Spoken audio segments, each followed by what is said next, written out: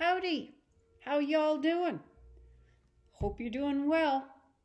Hope you're getting through this whole coronavirus thing, okay? I know it's sure thrown a monkey wrench into everything, hasn't it? We're going to talk about chapter 7 today, so it's a long chapter, so let's get right to it. I wanted to show you at first how I have decided to symbolize our characters. I have a daisy for Daisy, okay, which makes sense, right? I have for Tom, I have a fly swatter because Tom doesn't put up with anything and puts an end to it just like that. And then for Gatsby, I have a clock because he wants to turn back the time and go back to a time when it was he and Daisy and Tom didn't enter into the picture.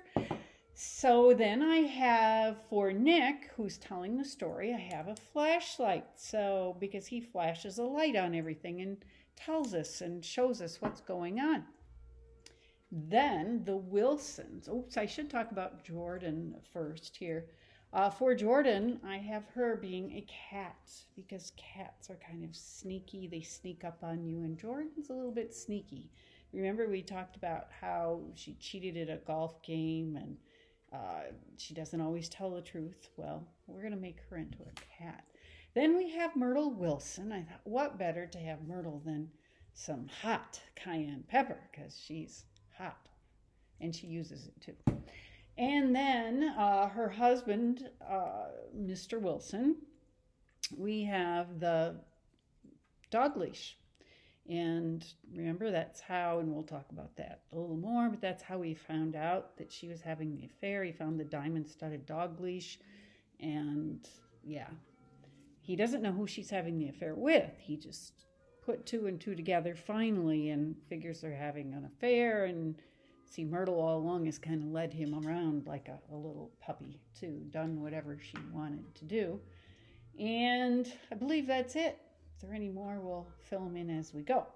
So last chapter we left off and Gatsby had fired, or maybe that was at the beginning of this one, but Gatsby fires all his servants, hires some of Wolfshine's people to come in there, and they're a little bit shady.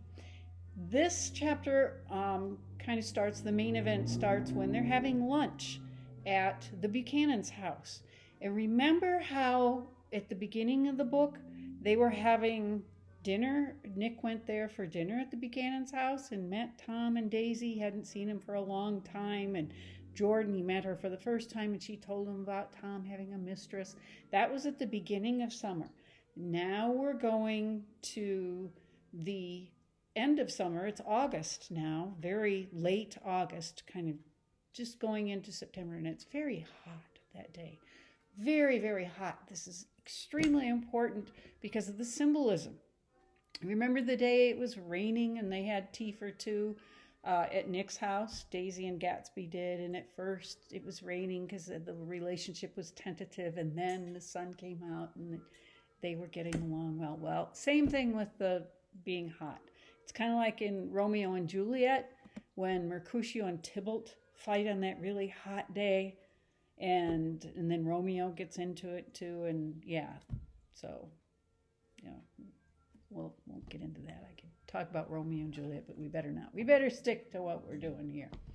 So it's hot, and they're all sitting around the table there, and it's at this point where Daisy gives away to Tom that she and Gatsby are, and he may have suspected an affair or something, but he knows that she kind of loves him because they're sitting there, and let's see, where'd my Daisy go here? Here it is. Here's my Daisy. And she's sitting there, and she says to Gatsby, because it's so hot, and she says, "Oh, you look so cool." And he sits there and smiles. And Tom is sitting there looking at all this saying, "Oh my gosh." He looks from one to the other. They're having an affair and she loves him. I can tell, or she's starting to love him. So Tom thinks he's got to put an end to that. And he gets a little testy. And at one point also the maid brings in little Pammy. And there's little Pammy. She's a little flower. Okay, I couldn't find a little Daisy, but we'll make do here. And Daisy's attitude toward Pammy is she wants to show her off like she's a thing, another one of her things. Oh, Pammy, look at all my friends. Do you like all my beautiful friends? And she wants them all to look at it. Doesn't she looks just like me, doesn't she? And it's, yeah, kind of sickening. But anyway, that's Daisy. And then there comes a point in time when it gets a little like Tom's upset because he had seen that look that took place between them, and Daisy doesn't like how uncomfortable it's gotten, and so she says, well, let's all go to town. I know, like, that'll be nice, which is really dumb because it's hot out and they're going to get much more of a breeze or at least some air moving out on Long Island than they are in the city where all the buildings are, but they're going to go to town because Daisy wants to go to town, and Tom says, well, sure, fine, we'll go to town then. Whatever you want to do. And he's real testy about it. Well, they go to town, but the thing is, they get in the cars, okay? There's Gatsby's yellow car. We're going to improvise here. There's Gatsby's yellow car, all right? And then there's the blue coupe, which is a tulip, but again, we're improvising, right? So Gatsby's car, Daisy kind of goes to that with, come on, Gatsby, well, I'll go with you. And Tom sees this and has a fit, and he says, I'll take the yellow car. Where'd you get that circus wagon? Or I'll drive that circus wagon. And he makes a comment about how Gatsby's wearing a pink suit, and he's starting to put him down, and yeah, Tom's upset. He's mad. And then Daisy pipes up and says, well, fine, Tom, you go in the yellow car, you and Jordan and Nick, and Gatsby and I'll take the blue coupe. So they do.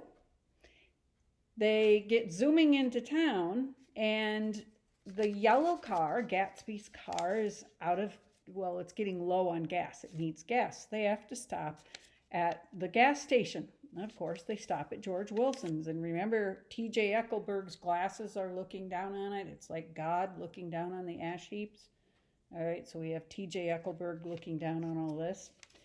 And then while they're getting gas, we have George Wilson come out, the dog leash guy, and says, yeah, I need to buy that car from you, Tom. And Tom says, oh, yeah, why? And he says, well, me and my wife are leaving town. We're going out west. And Tom goes, you are? Well, this is news to Tom because just a few minutes ago, we saw that his wife is maybe in love with another man. He's losing his wife, and now he's losing his mistress. What's Tom going to do with no women? It's not going to be good. So, and all the while watching this, we have Myrtle, the hot stuff here. She's up in the room of the garage where her husband had locked her in because he's afraid she'll run away because he found the dog collar, the diamond-studded dog collar, and confronted her with it and knows she's having an affair. And so he's going to take her whether she wants to or not and go west with her. But she's up there locked in the room looking down on all this, and she sees that yellow car, and she sees Tom, and she thinks Jordan is Daisy. All right, so she's all upset, standing up there and really upset. We have a lot of upset people here. Tempers are flying all over the place. Okay. They zoom off to town then and follow Daisy and Gatsby in the coupe, and they go to the Plaza Hotel, which is in downtown New York City in Manhattan. And it overlooks the Central Park. It's where the carriages, take people through the park and that. If you ever get to New York City, go to the Plaza Hotel. It's really cool and something to see. So they're at the Plaza Hotel, and Daisy gets the idea, well, let's take cool baths. We'll all get a bathtub and rent a bathroom. Daisy's all practical, And then they decide no, and then they start drinking.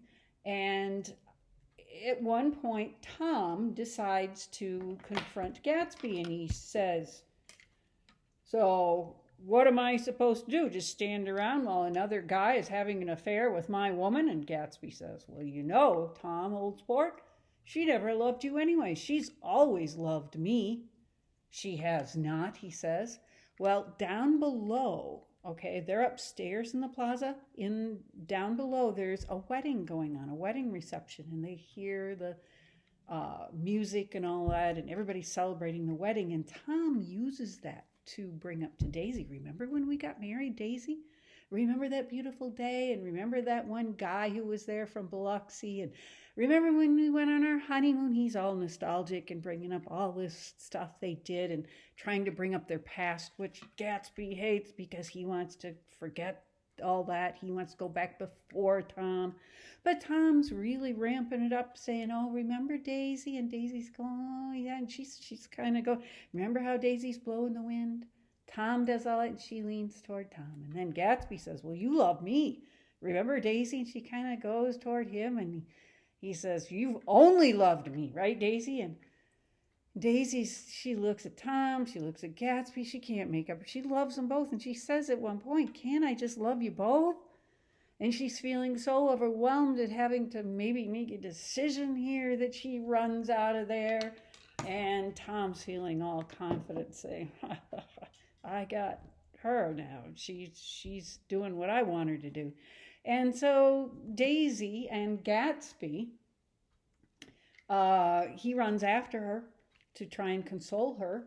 And they get in the yellow car and speed off, and they're speeding past the garage, and Mrs. Wilson, Myrtle Wilson, gets out of her room, and she comes down. She's down below, and she sees that yellow car coming, and she thinks it's Tom, so she runs out in the street, and the yellow car goes boom, because there's another car coming the other way, and there's no way for him to turn, so they mow down Myrtle Wilson.